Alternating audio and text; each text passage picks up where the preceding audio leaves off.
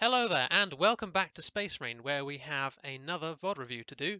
This time, the subject is Johanne, who is a fairly prolific Space Marine player, got maybe 1,000 to 1,200 hours, there or thereabouts. And as per the usual with these sorts of videos, she has sent me this video, and actually several others, but I've chosen this one because I think it gives the best sort of variety, and also there's a fair bit to talk about here. So, without further ado, let's run the video and see what we can do to help. So, looks like the round has already started. Our team has just capped the home point, and we're going to head out into the central area here. Okay, looking at the right-hand channel to begin with. Okay, first of all, at this sort of range, you want to be using your scope. For those who aren't aware, there is something of a bug which allows you to use essentially an iron sights mode, which has the scope fires accuracy without actually zooming all the way in, which is what Johanne is using here. But at this sort of range, in fact, I'm going to tab into the game and just show what I mean. At that sort of range, the scope is the better option. I'm not going to nitpick straight out the gates, but you see, at this sort of range, which is where we're standing, this is almost optimal Stalker Bolter range. So, something to consider for that. Nothing's come that way, so we're going to push up here, and we've been flanked by a heavy bolter. Okay, let's see what the reaction is here. Okay, grenade out, firing some shots, missing some shots, going in for the kill, not quite managing it. So, let's go back a bit and talk about what might have been the better option. So, from this position, been flanked. I don't mind the grenade, that's fine. Ideally, you probably want to place that a bit lower down. The thing is, in this sort of scenario, you'd normally expect the heavy bolter to go straight for the brace and just shoot at you. That's what most heavy bolters here would do, or they would pull back around the corner, but this guy doesn't do that. But in terms of what the right decision is in this scenario, I would definitely make my escape. Probably this way. This is the long route. If he braces, you're probably dead anyway, but if you can get to this corridor here, you're probably safe. Now, in practice, turning and trying to shoot is a potentially viable option if you land your shots, but that's not what happens here, and it's just such a risky option compared to just playing safe and going for the reset, essentially. So, it doesn't quite pay off here. Too many shots are missed, and he gets the kill. So, just something to think about for next time. Playing it a bit safe when you've been ambushed like that is probably the better option. So, we're going to respawn, and we're going to push through our home point. I'm not super keen on this. Okay, moving back up to the central area here. It's just a bit passive for my liking. And again, we're taking this right-hand channel, this time using the scope. Okay. Right, we seem to really like this right-hand channel. Okay, so you see that someone's taking a point. Okay. Excellent, that's actually really good. That's a really clean engagement. If this guy correctly identify that he's hiding behind here, grenade to cover your approach, and then kill with a melter. That's good stuff. So, middle point is secure. Going to charge cancel across. I like that. But here, moving all the way around to this area here, normally I would want you to, if we just go back a little bit, I would prefer to either go in through here, so we can access the rest of this building, or loop around and go up this ramp here. Normally I would choose the more aggressive option, but that's about playstyle really. This position here though, not a big fan of, because you're only really covering this approach and this approach if they try and flank the point, which most players won't. But anyway, let's see how long we hold this position. Not very long. Okay, again playing it safe. Playing it really safe, in fact. Yeah, okay, let's talk a little bit about that. So, one thing I have here is a very handy dandy map of Manufactorum. Honestly, I don't know whose map this is, I don't know who made this, so I sort of lifted this from, I think, a Steam guide or something. So if this is your map and you'd rather I didn't use it, just drop me a message, tell me please don't use my Space Marine maps, and I will stop. But for the moment, if nobody complains, I'm going to use this. So just to talk you through what we're looking at here, we've got 2 spawns here, then we've got the 3 points, obviously, and this area is the central area, that's the open area, and then these two are essentially the buildings. So just to orient yourselves a little bit better.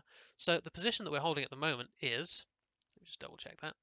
Okay, we're holding at the back here, and I'm not entirely sure why. You see, when your team has control of the central area, the map shape really changes in terms of the sort of ground that is your territory. So in this scenario, we're holding B point. So the enemy is approaching from here, and they're approaching from here. So if we're holding back here, we're really not covering that much ground, because especially when you're around here, as I mentioned earlier, you're only really covering this approach, which isn't likely to be that populated. So even more so if we're holding back here, we're only covering this approach and this approach. Now you can take some shots through here, but most of the time, this is the sort of position that you'd maybe want to stay with a las cannon or some sort of more static weapon. But when we're playing TAC, we can definitely afford to be a bit more aggressive than this. So, even more so, going around that side to the right, excuse me, because holding this position here, which we are currently, you're literally only guarding this approach, and perhaps even worse, they can just easily leapfrog it. They can just go straight either through here, or they can just go straight across here. And the chances of you being able to kill them before they do that, relatively slim. But anyway, let's see how we do from this position. Again, okay, using the scope this time, and then using not the scope. Okay, that was actually pretty good shooting. I don't mind that at all. We're not cancelling with a sprint though. That might have been a little bit of a fat finger. We'll see. If it happens again, then I'll talk about it. We come under attack from an assault and killed. Right, let's talk about that one a little bit more.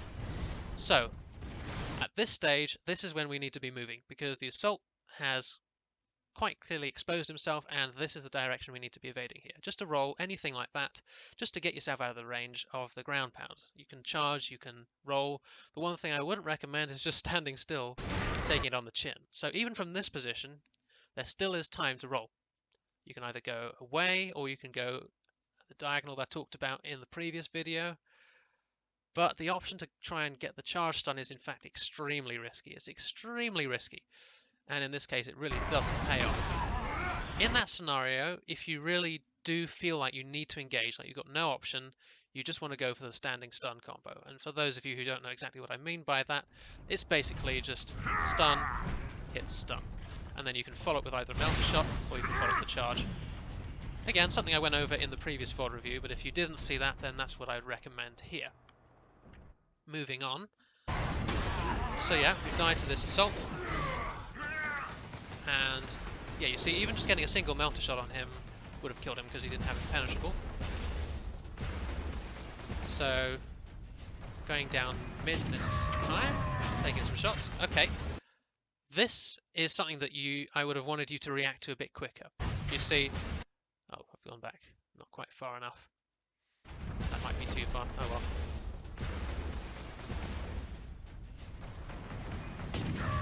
Right here is where you hear the sound cue of the Chaos Marine taking the hit, and then you see him go straight across your screen. So this is where you need to react to this, really. Doesn't quite happen, and so there's a grenade. Okay, dodge the grenade. And miss the melter shot, followed up with a grenade. Ooh. Yeah, I'm not big on this. I'm not big on this at all. Let's see how it plays out, though. Okay, I think you probably would have got the kill there, but okay, in that scenario, there's quite a bit to talk about. So, it's worth noting that you are playing with the melter perk here. So, it's definitely something we want to be making use of. So, going all the way back to this position here. Closing the gap here is absolutely the right decision. He's got a bolter, you've got a melter gun. This is a good start. But then, the melter shot is rushed. But that's fine. I'm not huge on the grenade here either, because throwing it down at his feet here, he already probably wants to go in this position, in this direction I should say, and you already want to stay close to him, so throwing the grenade here means that you have to get out of the way, and he's already going to get out of the way, which takes you out of melter range. So, not quite what I would do, but he's opted for the melee. Now, look at your melter gun here. You fire the shot, and at this stage here, it's already ready to shoot again. Because you've got the melter perk, you basically have time for one combat roll or something in between, and then you're ready to fire. But you don't. Instead, you go for the charge, and I'm really not sure why. Because the charge is a really, really finicky thing to land up close. Simply turning and shooting him with the melter gun here, that's a kill. That's a kill all day, every day of the week. But we do go for the charge, and then here's another chance to take that melter shot.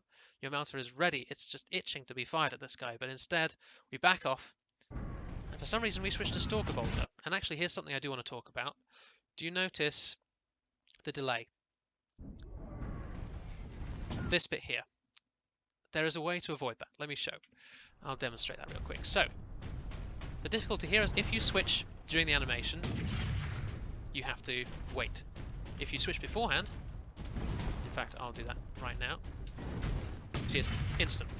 So, the trick to that is simply switching weapons before you roll, because if you switch during the roll, you have to do that little extra bit of animation, which wastes a bit of time. Instead, switch beforehand, and then you're straight up ready to go.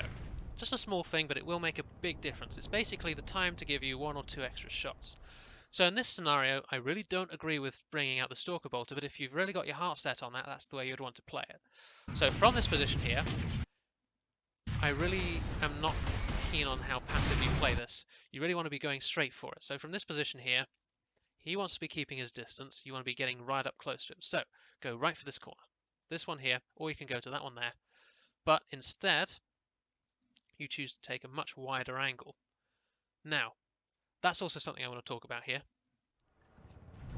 In Space Marine, especially when you're up against things like melter guns or using a melter gun, your approach to a corner will really vary. So if, for example, I know there's an enemy right here, or in this area, and he doesn't have a melter gun, I want to be taking this corner as close as I possibly can, because I'm much more likely to land the kill shot. On the flip side, if I'm really concerned about this guy and he has a melter, and maybe I don't, I'll be taking it wider. Now this also applies if your target is low on health.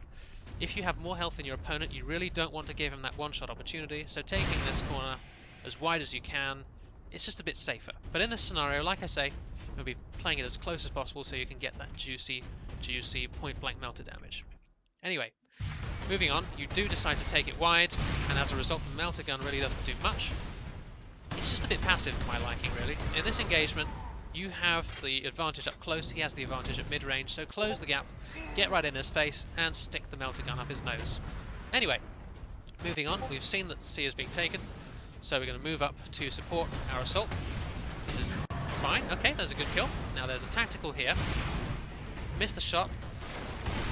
Ooh, got away with it there. Okay, I think this is something that I mentioned in the previous VOD review as well, but in this scenario here, you fired, you haven't killed him, he hasn't fired yet, you need to get away from him. You really need to move in this direction as fast as you possibly can, because this range he will one-shot you, and you really do not want that.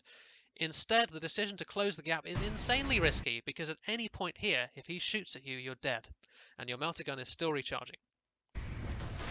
And also, for that matter, you really don't need to switch to pistol. If you're playing without the melter perk here, yeah, you need to switch weapons because otherwise he's going to kill you before you get a second shot off, but with the melter gun, look how fast it recharges. Here, you're ready for another shot, but instead you're switching to pistol again. It's something that I've noticed also in your other videos that you sent me. Not using the melter perk, not making use of that faster recharge. So, what could you have done differently here? As I said, at this point here you want to back off and then fire your next melter shot because you've got time after one roll or something like that. If you do choose to go in for it, use your melter here. It doesn't matter because your teammate bails you out a bit, and that's actually a nice reaction kill on the assault. Just something to bear in mind. Make use of that melter perk. Okay, so we're going to stand on point and cap it. Again, something that I mentioned before, you really want to be staying as mobile as possible while you're capping because the chances of someone coming from here or from down there, they're pretty high. And if you're standing still, you're just going to get shot in the head. Yep, especially this.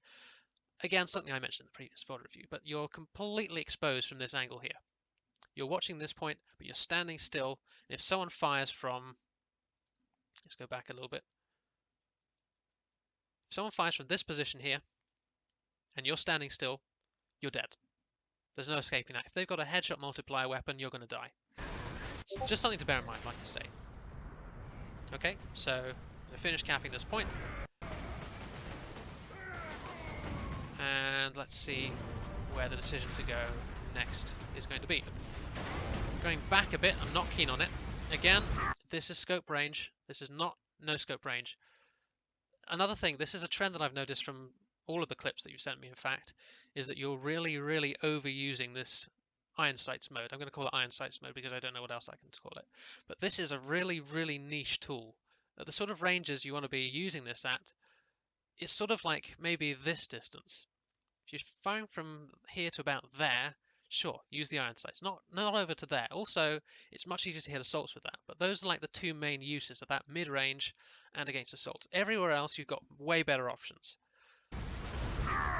Anyway, moving forwards a bit here, taking some shots. I don't mind that too much, that's difficult, but we haven't reloaded our Stalker Bolter. And again, we're using the no scope when we really want to be using the scope there. The iron sights, I should say. Just something to bear in mind. Again, reloading. Ah, but we're not finishing the reload! Okay. Oh, please reload your Stalker Bolter. You're killing me here. And the bolt pistol, they're both unloaded. Okay, that's a nice kill. One thing I did like about that is how you tucked into the wall here before you engaged him. You see him coming, you then use this approach here. This angle is really good. And then you ambush him. That's a horrible arrow, but whatever. Good stuff. Please reload your weapons. Please reload your weapons. I don't mind the grenade, that's fine. Oh, you're switching off of it. Okay. One thing that might be a little bit more evident in a minute, but I'll say it now. When you're reloading your weapon, you do not need to wait, because look how long it is. You're just standing around like this. Instead, shoot, reload, and then just sprint off. You can do all sorts of things. As long as you don't switch weapons, it'll carry on reloading. Look. I can charge, I can roll, I can do all sorts of things, and it's still reloaded. Now, if you keep cancelling it, it just won't happen. It just will not happen, and you'll get caught out when you need to use it, and it's a problem. Let's see if you get punished for that here. No, okay, manage the full reload, but it's just something that really, really is a habit you need to get yourself ingrained in. Okay. Again here, switching to a different weapon. At this point here, it's unfortunate that he jumps up at this moment, because I don't actually hate this melter shot, but really you can afford to fire a bit earlier. It's just a little bit safer, especially against assaults.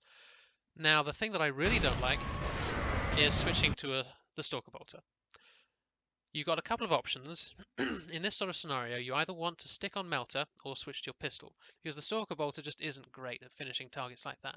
Now, with the fact in mind that you've really not got much damage at all on him, you want to be sticking to melter. You've got the perk, it doesn't matter too much that you've missed the first shot, because he's behind you, he's gone all the way over the top, and you can turn and fire again. At this point here, it's ready to fire. Instead, you switch to Stalker Bolter, and it's a bit messy. So just, like I've said, I can't stress this point enough. If you're using the melter perk, you need to make use of it. Otherwise, if you're not going to do that, you might as well just use Larimer's Blessing. Okay, so we've got 3 guys on our home point. Once again, standing still. I'm not going to say that again, because we've already spoken about that. Point is capped. Oh, wait, that killed you? Okay then. That's a weird one. That must have been mastercrafted or something. Yeah, okay. Unlucky, honestly. Yeah, you see the grenade landed here, but the grenade marker is all the way over here. In this scenario, easier said with hindsight. Just want to go that way. Or all the way that way. Either way, not rolling back. Back rolling in that scenario got you killed. But I'm not going to be too hard on you there, because the grenade icon was way off. It wasn't even remotely representative of where the grenade actually was. So, yeah, I mean, it wasn't even mastercrafted. That was a bit daft. Not on your part, I mean, just from the grenade icon not showing properly. So again, we're moving around to support the point. Now, I don't like this. I think in this scenario, you really want to be pushing main, because the moment you spawn, you know that you've got a bunch of teammates over on C point, and from this point, you see that B point is flashing. Now, if we go back to our map here, you're so far from the action here. You're around about here, and we know that B point is being capped. This is not really a good approach. This is a really, really easy approach to defend against, because if they're holding here, in fact, I'm going to bin that just so we can show it a bit better. If they're holding here and coming from here, this point, access point is really exposed. You can also get shot from here. Now, the much better approach to retake the point is from the center, because that allows you to flank, allows you to get up to here and onto this balcony where you can shoot down. It's just it's just much easier to attack than from this position here.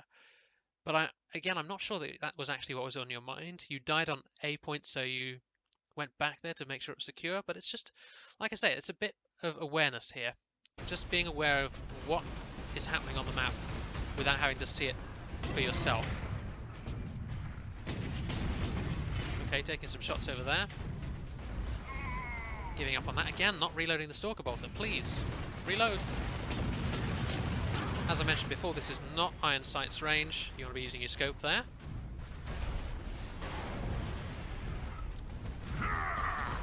Okay, so we've seen that there are a couple of targets around here. I don't mind the grenade, that's fine, that's a good one. Now, 2 targets here. Let's see how we handle this. Okay, right decision. Definitely the right decision. In fact, you could probably have even got away from that a little bit earlier. So from this position, as soon as we get here, it's time to back up. Because even if the heavy bolter doesn't kill you, which he really should do here, if he braces and fires, you're dead. This guy up here, 2 positions firing you. Definitely the right decision to back up. Just wanted to see you do it a little bit earlier, that's all. You do get away with it though, and it does actually grab you a kill, as this guy is coming from the point. I like the moves to get away, actually. These are good charge cancels.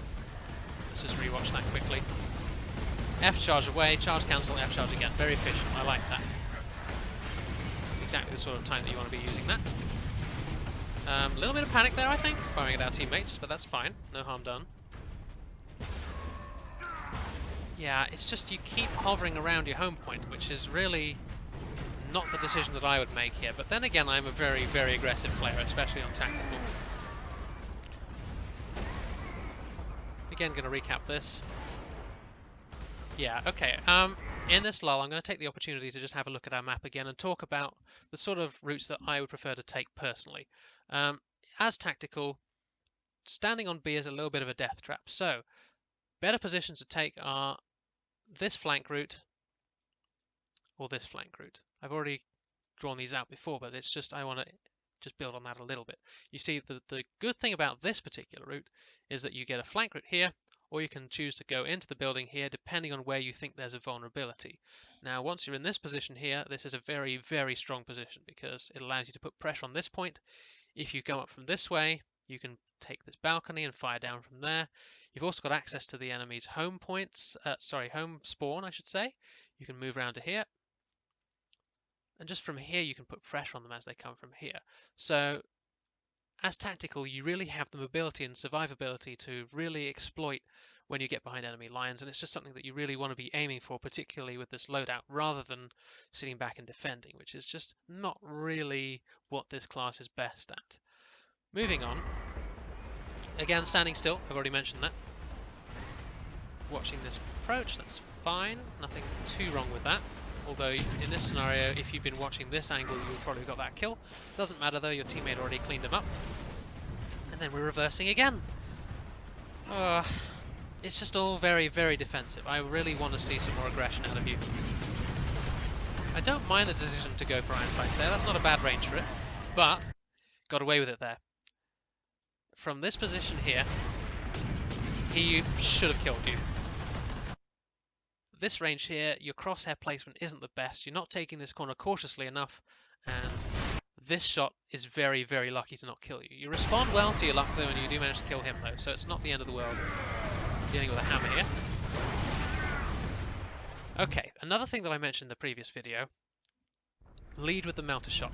If there's a target coming at you and he's that close, fire, then go for it. Now, I don't remember if I mentioned this in the previous video, but normally there's a bit of a delay before you can sprint.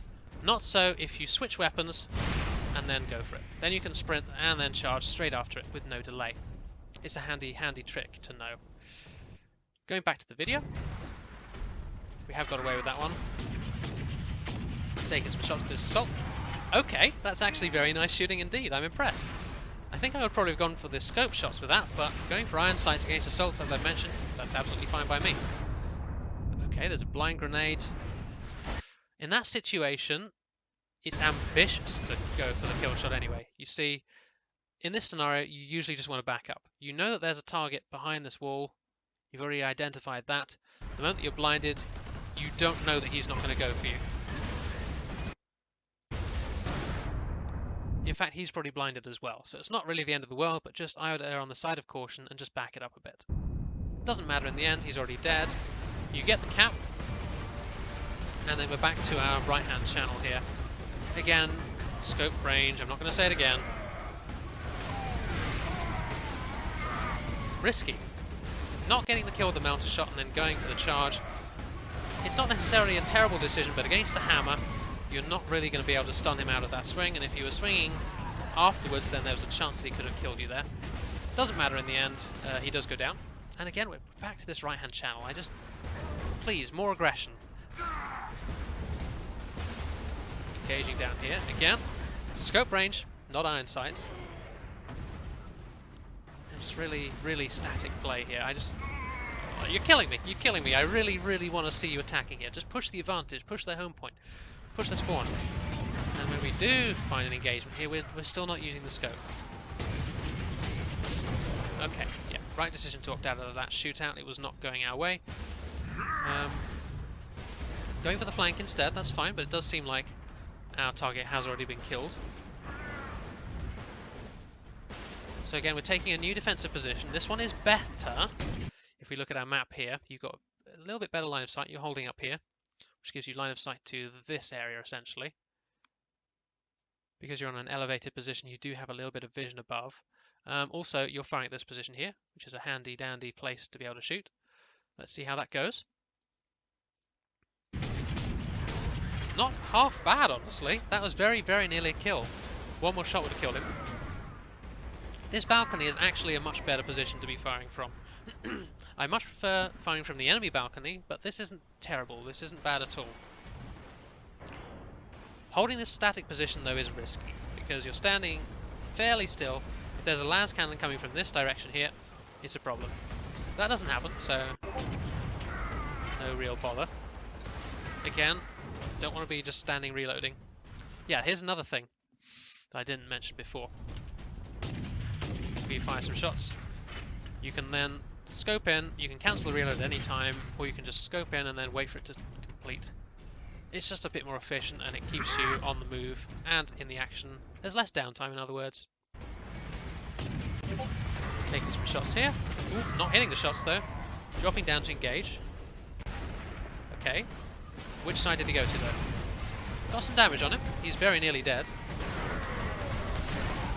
Ooh, that was very risky. That was extremely risky. It goes back to what I said before. You need to be using your melter weapon.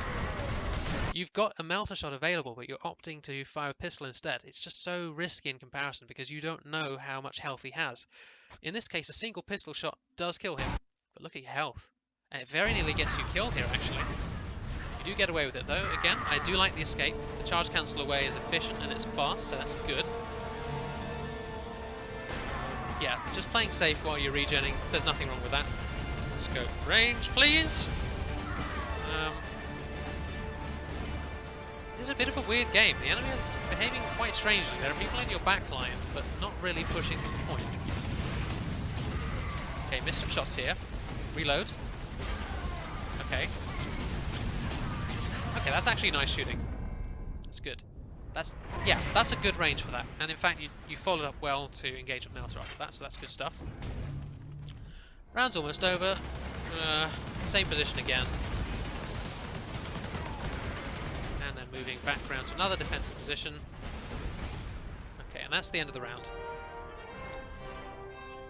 Okay, I think you got a pretty good score. Yeah, 10-3, that's a good KD, but again, the low deaths is fairly representative of your passive play rather than your ability to stay alive under pressure.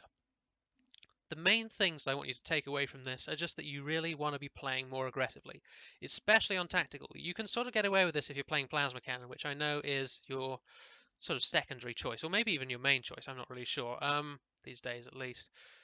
You're playing it very much like you're playing a defensive devastator weapon, and instead I just want you to be taking those flank routes that I mentioned before, pushing the enemy home point, just putting pressure on them, keeping pressure on the respawns. As I've mentioned in a previous video, you can go forwards, you can start engaging them as they come forwards, so you can stop them from actually reaching the point. So going back to our map here, we know that the enemy's going to come from here. We know they're going to come from here. If you can stop them about here, they can't take points, they can't stop you from decapping. It's just a much higher value play than staying so passively around here. But anyway, those are the main things I did want to talk about there. There's quite a bit to cover. I feel like I was coming across as quite sort of harsh on you there, but I know that you've got more hours in the game, and I know that you are capable of making these decisions and making these plays. It's just a matter of putting that into practice. You've already been shown the animation cancels. You've been shown all that sort of thing. You're not a beginner, obviously. So it's just a matter of getting that more aggressive play style, getting more done on the map.